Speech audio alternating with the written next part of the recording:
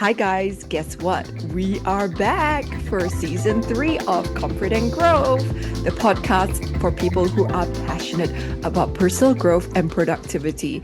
It seems like a super long break, and I wanted to give you guys a sort of sneak preview of season three coming up. It's our 60th episode. Can you believe it? I never thought when I started off doing this podcast, I didn't know what was going to happen. It was like a proof of concept. And all these people started writing to me saying that, our team listens to Comfort and Growth together in the meetings, or, I've listened to certain episodes multiple times, or, when I'm down, I have a favorite episode. And it's just been so joyful to be on this journey with all of you guys. I know the word journey is kind of a cliche, but yet at the same time, it really has been a journey. It has been such evolution of growth for me. I've learned so much about everything from doing this podcast because it is like, when you do short form content, which is like Instagram Reels and that sort of thing, that's its own animal, that's its own beast. But when you are on long form, that's a whole different ball game. It's like, having the sort of skills to sustain a conversation or the viewer's interest for, up to 1 hour. It's a completely different thing from trying to captivate somebody or, for about 60 seconds or 90 seconds. Honestly, I can't believe that it has been 60 episodes. This is our 60th episode. I feel like I should do one of those big episodes where it's like my best of moments, and I haven't even had the time or made the time to go through the highlights of doing this podcast. There have been so many great memories and people I've interviewed, so I guess I'll do that another time. But what I wanted to do today is to give you an update on what you can look forward to in season three, as well as a kind of a life update, a randomness life update, and some reflections because I feel like it's been forever since we last spoke. Okay, so for season three, we are going to have amazing guests as usual who are insiders from various sectors.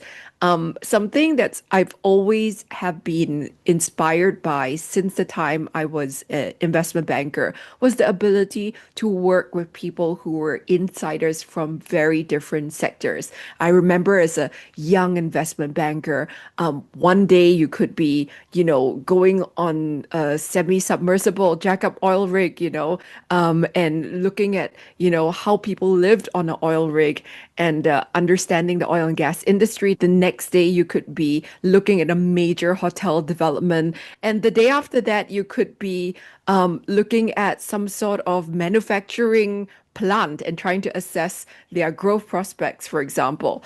And it's always fascinated me because like this world of work is so vast, and I love meeting insiders from different industry sectors and kind of almost like fantasizing what my life would be like if I had, joined that sector, understanding everything about what they do and getting their best of tips. So yes, we have lots of industry experts coming on. We have Crystal Quek Buchanan, my dear friend. She, of course, is the founder of Chat and Build and is an expert in AI. We have the wonderful Kate of all trades, who is a amazing TikTok and social media sensation, expert in voice and speech. We have my friend Ken Loon, an F&B insider, my dearest psychologist friend Yutka Freeman from Australia, who's an expert in psychology, psychotherapy, the divine feminine. So lots of experts coming up. And one thing that all of you have asked for more of is actually commentary on the public service sector. I had never expected this to be one of my content pillars. But you know what? Since the GE 2025, so many of you have asked for more content because not many influencers are making organic content and as about our nation and about the issues that affect all of us as Singaporeans. And even if you're not from Singapore, I think it's fascinating to look at Singapore as a very fast developing Southeast Asian country that is simultaneously first world in so many regards, but also grappling with a lot of sort of more developing sort of mindsets towards consciousness. By the way, when I was in NUS, this is like 10 years ago now, so things might have changed since, but I remember being very almost shocked by this statistic that 4 out of 10 of our graduates end up working in public service sector. That is like nearly half of the students that I taught. I never had any idea that it was so big. And of course, it started to make sense when I found out that there were something like 48 stat boards. There are like, more than dozens of ministries. And I think it's like 8 organs of state, including the judiciary and etc. So it is a huge, huge system. And it's really important for us to speak about this as well. It's the biggest employer in Singapore. And also, as I've spoken about before, very, very passionately, I think we really need to discuss mindset change because something that I find that is, I guess, not just in public service sector, but common in working environments of a lot of hierarchy and like a high power distance, they tend to have a lot of artificial harmony in which the main issues aren't really discussed. And people, they come out of the meeting room during the meeting in artificial harmony sort of environments. Everyone will be like, oh no, no questions. Everything's okay. No, no further, questions or anything to raise. And the minute people get out of the meeting, it's like, oh, all the side conversations. And instead of having one clean conversation, like I say, one clean conversation in the room, it ends up being 20 side conversations. And a lot of times, artificial harmony actually kills. And we could see this in a very tragic case recently of Megan Kung, who was a 4-year-old who was murdered. And despite the fact that 6 agencies knew about it, there was so much of the passing the buck back and forth, administrative issues such as, reports not being filed for more than 2 weeks because the relevant personnel was on leave or that sort of thing. And I was really upset about this thing because as somebody who's been teaching and training in Singapore for, wow, a decade or so, and also working in the public service sector, I see this all the time. This sort of covering your ass kind of mentality, this sort of, better not say anything that might step out of line or take. It's really a lack of personal ownership and accountability, and a lot of people feeling that there's no room for individuation, there's no room for personal proactivity because the system's just like that law. I mean, don't try to change the system. Don't try to, in Hokkien, we say gei kiang. Don't try to act too smart. And I feel like in many ways, that's something that's really holding us back as a nation in terms of our innovation, in terms of our competitivity, our productivity, especially in the age of AI. I mean, seriously, I did say to many powers that be that all along our education system has been training us to be like very, very good robots, very, very good at following the rules, at obedience, at compliance. But we are now living in the actual age of robots, of AI and robotics and all of that. And if we're just like second class imitation robots, then we're totally going to lose out. I mean, we just cannot compete on that level. Robots never need reminding to do things. They never get exhausted. They never get burned out. They never get take offense by anything. They're always consistent. What do we have as humans that makes us stand out from robots? In the future, going forward, it will be about those things that the robots can't do, the creativity, the having taste so that we can design things, the having proactivity, the asking problem identification, not just problem solving. Problem solving any robot or any, LLM can do, but it is the human who needs to identify what are the most important problems to solve.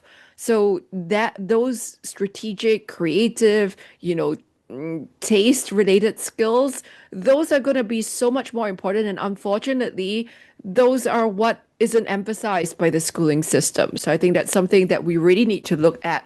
And I guess in further episodes, I will talk more about this, but for the purpose of today, I just wanted to kind of like park it there and say that thank you for the hundreds, if not thousands, of messages of support for my little rants about the public service sector mindset and how we need to have a mindset of ownership rather than a victim mindset of like, this will take generations to change.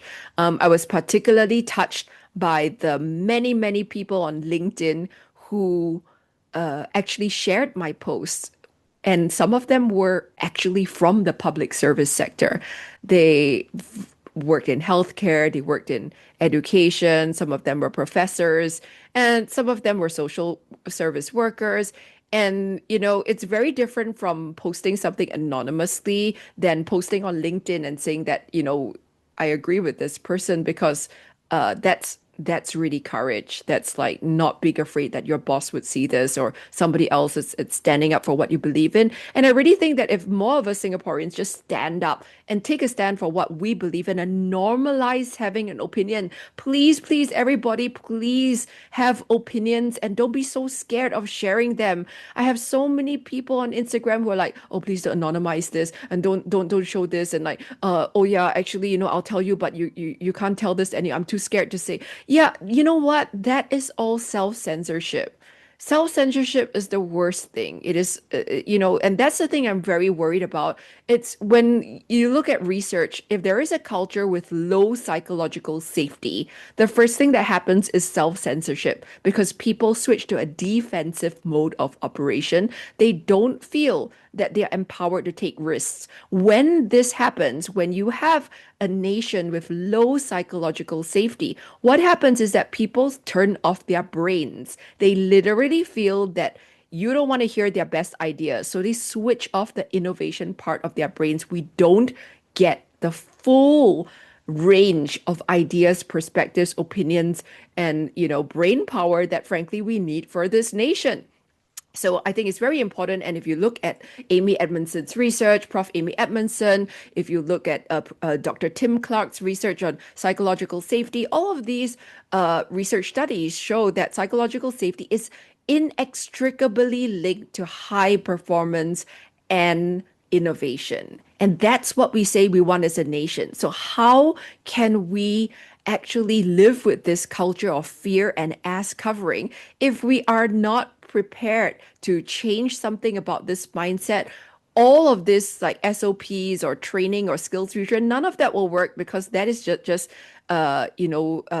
surface level. Whereas what is much deeper is the questions of identity and mindset that we have to do some soul searching on as a nation.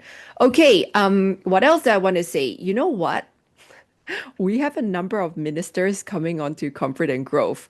I think we have four ministers coming on, including some you who will be very familiar faces to you. And I'm very encouraged by the fact that, despite me being a loving critic and I would say also a very independent centrist, that we have ministers who are open-minded enough to come on Comfort and Growth and to step in the lion's den, if you will. No, actually, I'm going to be really I am frank, but I'm also very nice and respectful, right? So yes, so you can look forward to that as well. And I am going to definitely be doing some more civic discourse kind of episodes as well. So, all that good stuff to come. Let me also give you a quick life update. Lately, I have been in a little bit of I don't know what to call it, maybe like an existential funk. It's been like a bittersweet moment in my life. How do I contextualize this? Okay, um, so how do I put this? Trigger warning, by the way, I'm going to talk about suicide. Recently, two of my friends took their lives, and one of them was a guy who I was very close to when I was about 15 years old, 15 and 16. And I would say that some of my best teenage memories were at his house He lent me his CDs. He had the best taste in music.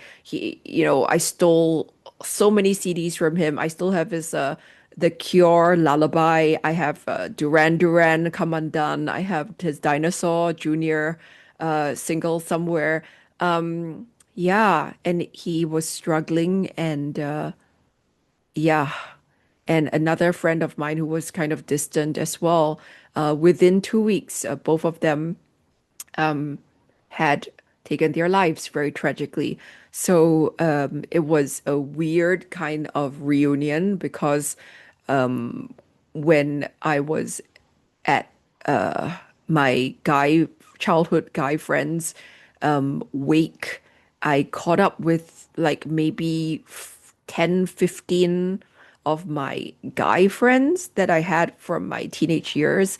And I hadn't seen them, I haven't seen some of them for 30 years, like not 30 years, close to 3 decades. So including like an ex-boyfriend, and it's just very existential. I didn't know how I was going to process this, but as I was standing there in front of his coffin, I just felt like this huge void in my soul. I don't know how come I felt so strongly, but it was really quite devastating on one level. He was a good guy, and I fell out of touch with him when I went overseas, to university. After I graduated, I went straight into investment banking, and I lost touch of my entire school batch. I didn't keep in touch with a single person when I was in investment banking, and I'm not one of those people that's very good at keeping in touch. So, yeah, it was fu weird to see everyone there, and realize that like our paths had diverged so much from school. And it also made me realize the importance of a social network, and who you surround yourself with is so important. And I felt so devastated that this person who meant so much to me at one point of time, didn't apparently was isolating himself, and yeah, at the last years or months of his life. So very sad situation, and made me also realize that mental health is so important. And that is one of the themes that I'm going to be speaking more about in season three, about mental health and how to make Singapore a more joyful place, and how to combat some of the very real issues that we're all facing. So that was the somber part of my life update. I would say also there's been lots of things that I've been unable to talk about for the past year and a half, because around March last year, I had a family emergency. And I am an oversharer. I would honestly share all about it if it was my story, but it involves somebody who was very close in my immediate family, and it's not my story. It's their story, and to respect their privacy, I can't talk about it. I couldn't talk about it. So in March last year, it felt like my life was blown to bits. I'm actually getting a little emotional just thinking about it. I think it's one of the worst feelings for me, feeling helpless. I'm really not great at feeling helpless at all, because I'm somebody with a high degree of agency in my life. It's always been my coping mechanism. But I remember my therapist Volker once saying to me that, "Oh, Crystal, you should really make art about helplessness." And I was like, WTF? What the hell should I make art about helplessness? And he's like, trust me, this is a very important part of your personal growth process. And I realized that what my dear friend Volker was trying to tell me is that, you can't fix everything. There are some things in life that are not your path to walk. There are some things that it is, better, or, how do I put this? You need to let people walk their own path. And it was really, really hard for me from March onwards last year. It was a really crazy time because business wise, everything was going so well. I had never been so successful, but I really felt like such a shitty person on a personal level, because I always say, if your family member is not doing well, I don't think anyone can call themselves a success. So it was something that was really bugging me for, the past year or so, because like I felt a little to be honest, inauthentic. It wasn't my intention to only share the good parts of my life. And I honestly would have shared all of it if I could. But the thing was that I just felt like, oh, I can only share about my work. Or I can only share about Greg. And those are the two pieces of my life that actually are going so well. But there's also this other piece, which is this deep pain in my family. And I couldn't even share about that. I felt like, oh, am I just putting off this BS sort of impression that my life is amazing and my shit don't stink and like I'm so amazing and like whatever when actually, my life is falling apart on many levels. So I really struggled with that and tried as much as I could to help people and share about it privately, not publicly, and ask for support from my friends. And well, thankfully, that situation with that family member progressed quite a fair bit. Thankfully, we have a support network we have a lot of resources. And, I always say that if your resource level is high, which we're privileged enough to have, then a lot of things, can be solved with time and with intention. So that was a dark time in my life, and I'm just honestly coming out of it. And also very much happier. You know what? Last year, when it was at the peak of that craziness with that family emergency, approximately half of my hair dropped out. And it was so crazy that I actually went to buy a wig, like a half wig, like a topper, it's called. And I remember going to this place in like Far East Plaza and sitting there, and there's this like two other people who were there, and both of them had no hair. And I was like, wow, like I didn't think that I would be here. And I got reminded of this recently because I recently received a text message that said like, "Oh, this is coming up to the end of your free 12 months servicing for your wig." And I was like, "What wig?" I had completely forgotten I bought a wig and I only wore it like once ever because it was so hot. But thankfully my hair did grow back. And I had to take a heap ton of supplements and freaking massage and like hair helmet and laser hair therapy and like three different kinds of supplements and like Nutrafol and Norcrin and like all kinds of I don't know what they call it, anti-androgens and minoxidil and all of that. But it is back. My hair is back. It is twice as full as it was last year. And I don't care if I sound shallow, but hair is very important for a woman, okay? And this is like, when you don't feel I am also a vain person. I'll be the first to admit beauty aesthetics is very important to me. But at the same time, looking back 1 year and a half ago from March last year, I was looking back at some videos then and I realized I was look so like fat and puffy and kind of like pale and hairless and all of that. And you know what? There was this other voice that was like, hey, you are fucking beautiful. You fucking rocked it. And so, yeah, I mean, I'm really happy looking back and seeing like how far I've come. Okay, so that was the emotional part of this podcast. Um, it's been some time that I've been dealing with all of this stuff, but it's really made me a lot stronger. And thank God for Greg because he has supported me through this whole period. And, I've been mega emotional. And I don't know why I'm so emotional talking to you guys about this, honestly.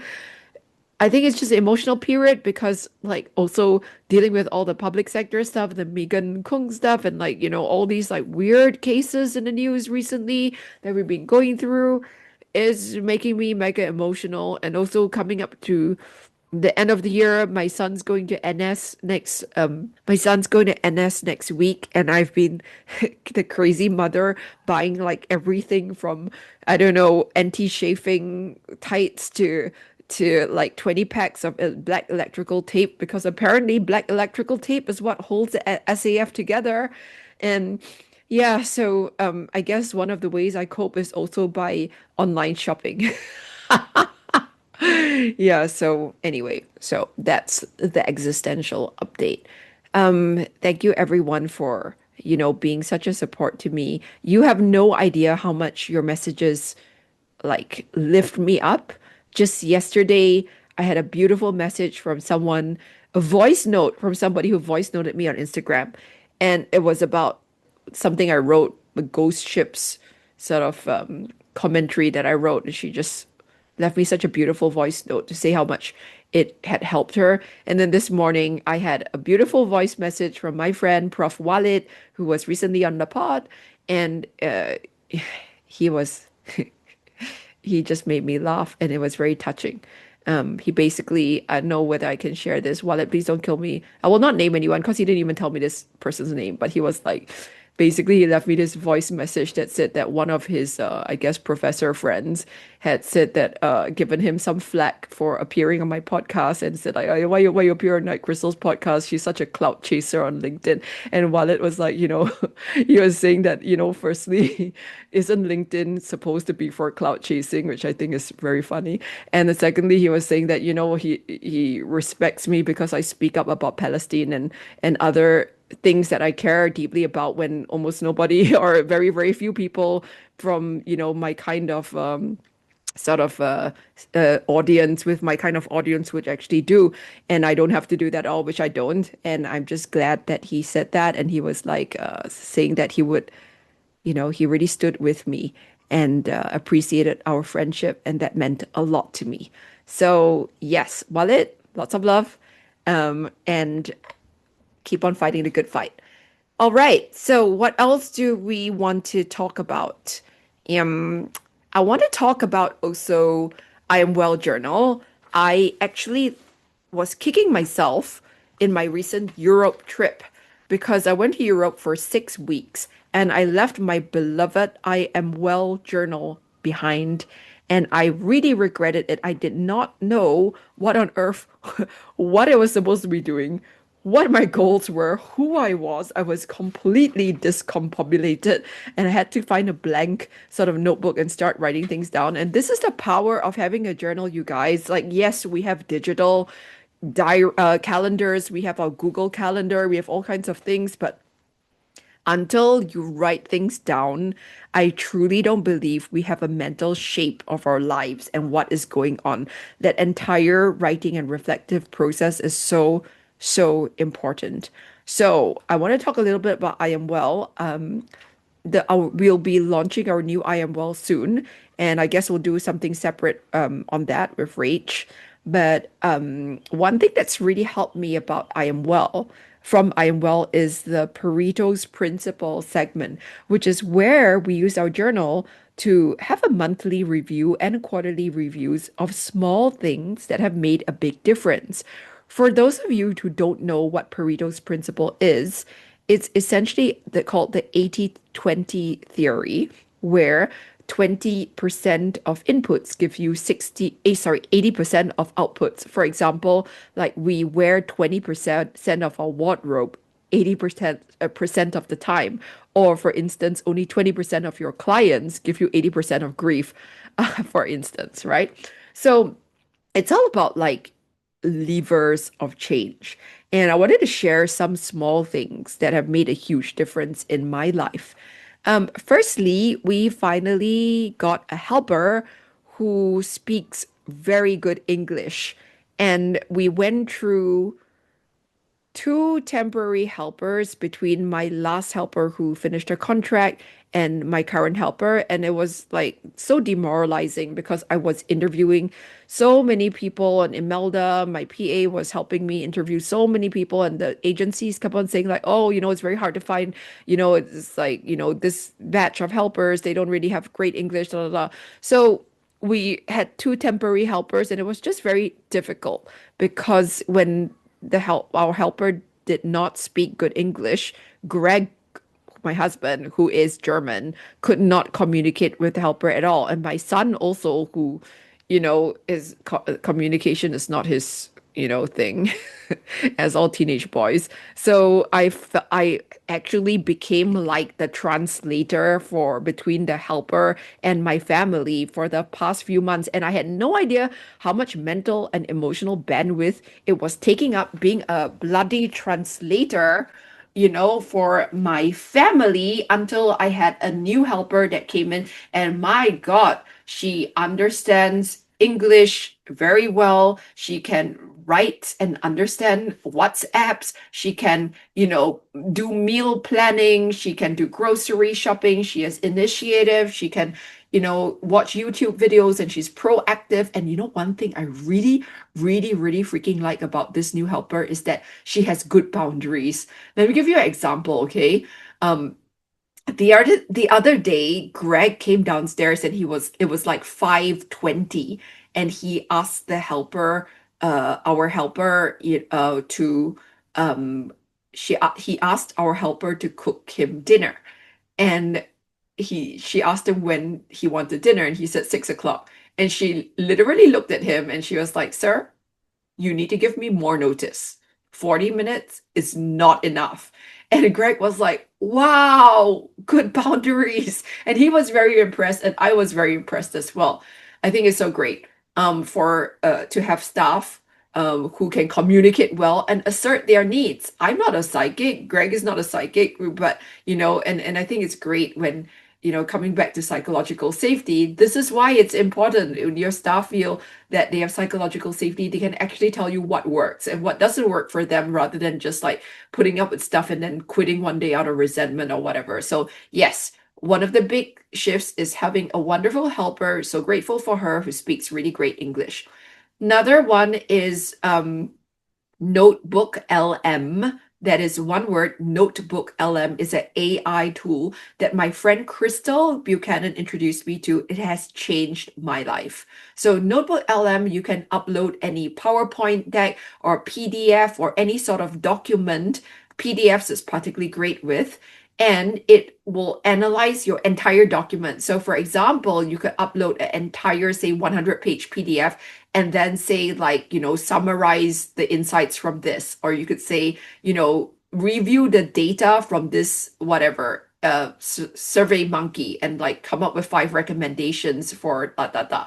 Of course, you can anonymize the documents if you're concerned about privacy or confidentiality, but Notebook LM has honestly changed my life. Sometimes there are things that I want to digest, like 100-page reports or whatever it is.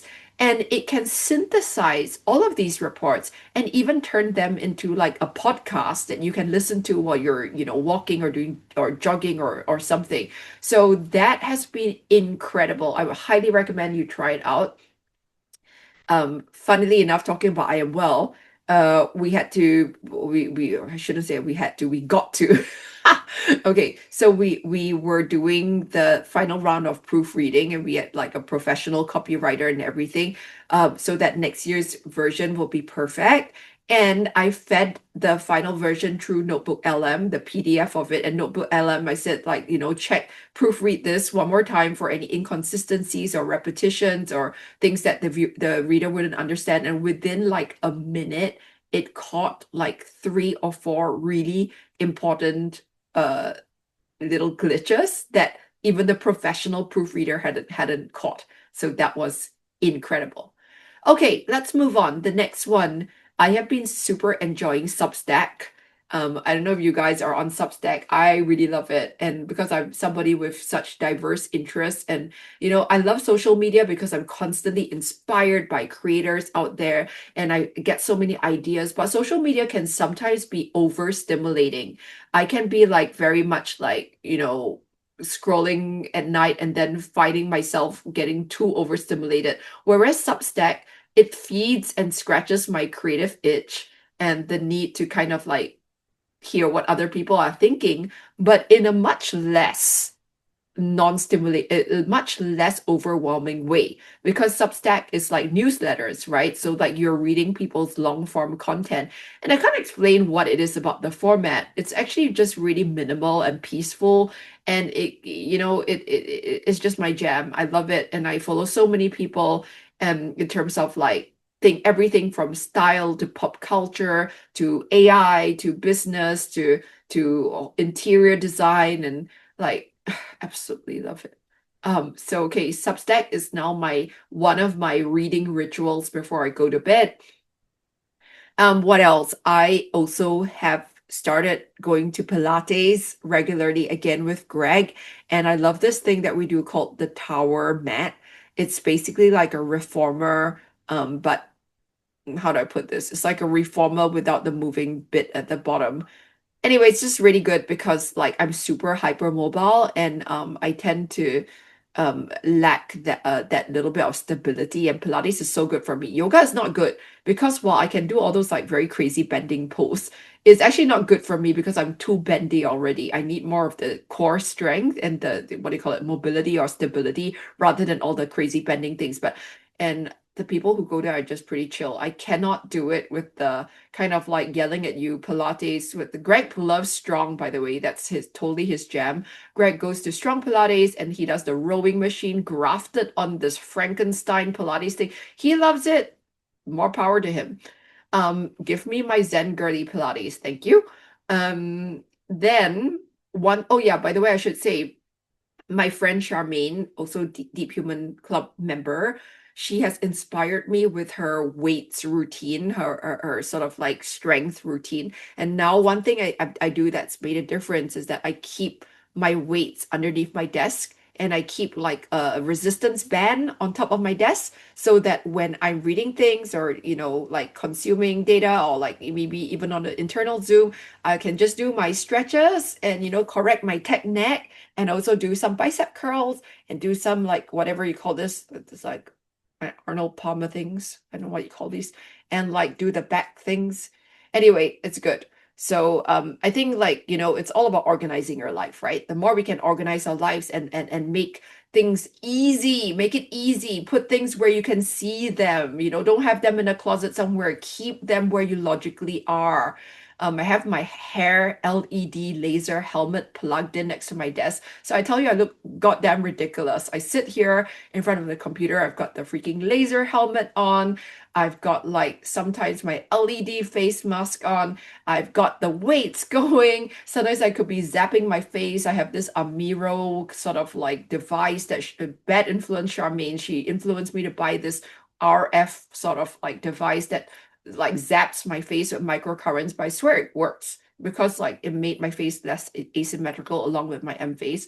Yeah. So anyway, just like make your desk like your beauty station, your health and fitness and beauty station as well. Um, what else do I have to share? Um, Weekly pill organizer. I'm so happy. I've been so consistent with my supplements taking because I was really bad at that. But having this weekly pill organizer that once a week I decant all my pills into daily sort of pill tubes. That's really good. Swear by it. So those are all the random things. By the way, if you haven't watched Task already, Task, Task, Task, I think it's on HBO. It's so good. It stars Mark Ruffalo and Greg totally did not like it the first two episodes at all, but then I told him that he never likes first and second episodes unless they are full of explosions and what we call Jeff Bezos money. Greg typically does not like things he's gonna kill me for this. It's very funny because like when we first got together, Greg totally misrepresented himself as some kind of like, oh, I'm into indie movies and I love artsy stuff. And then after I married him, I realized the truth is he's just like a Fast and Furious guy, okay? He's like a Born Identity, he's like a Jack Ryan guy. Not that there's anything wrong with that, but don't misrepresent, okay? I'm the indie queen here. Um, yeah, speaking of which, I bought Tori Amos tickets for me to see her on her tour next year. If any of you are Tori Amos fans, I love you guys because she's like the OG. Without Tori Amos and Kate Bush, we wouldn't have Florence and the Machine, whoever, Billie Eilish. Sometimes I feel sad that we're in this era of Taylor Swift. Not that there's anything wrong with Taylor Swift. I don't hate her, but it's just a little bit like, you know. Anyway. that was my little mini music rant. Okay, we have talked about all things. Seriously, we've gone all over the place in this podcast. Okay, hang on. My screen's doing something weird now. Let me, minimize this. I'm actually, you know what, how I'm recording this? I'm recording this by just making a Zoom meeting and recording the Zoom meeting. And I've hooked up my new iPhone as a camera for the Zoom meeting. So hopefully the quality is good. Yes, I feel happy. I'm good. Thank you so much, everybody, for your amazing messages. I've lost a ton of weight since my horrible annus horrib what do you call it? Annus horribilis. Is Latin for like my horrible year. Um, I've I'm now in a so much better place now that I am not constantly crying and constantly stressed out. I'm like back to hopefully more of a hot girl era. as as as as long as this continues, may it last long. But I really believe that, self-care inside, outside, when we look good, we also feel good, and then we can do good work and we can fight the good fight. Anyway, that has been me. I realized that this pod has gone on for way longer than I intended for it to go on, but I'm just here to say that I am looking forward to season 3 and being more regular with all of you and being your bestie every week again. So, if you have special requests for this season, there is still time for you to send in your requests on Instagram. Find me there. Leave me a comment. Let me know what you want to hear about, whether it's like more psychotherapy kind of personal growth stuff, or whether it's more like career stuff, or maybe it's like visibility stuff, or productivity tools. You know me. We can do it all. We can talk about this all. This is our safe space to speak about things. But until the next episode, love you guys so much. Thank you for supporting me and making 60 episodes such a joy to bring to you. And let's hope that we have another 60 episodes or maybe even 600 episodes. Long may this go on. Lots of love. Take care, everyone. Mwah. Bye.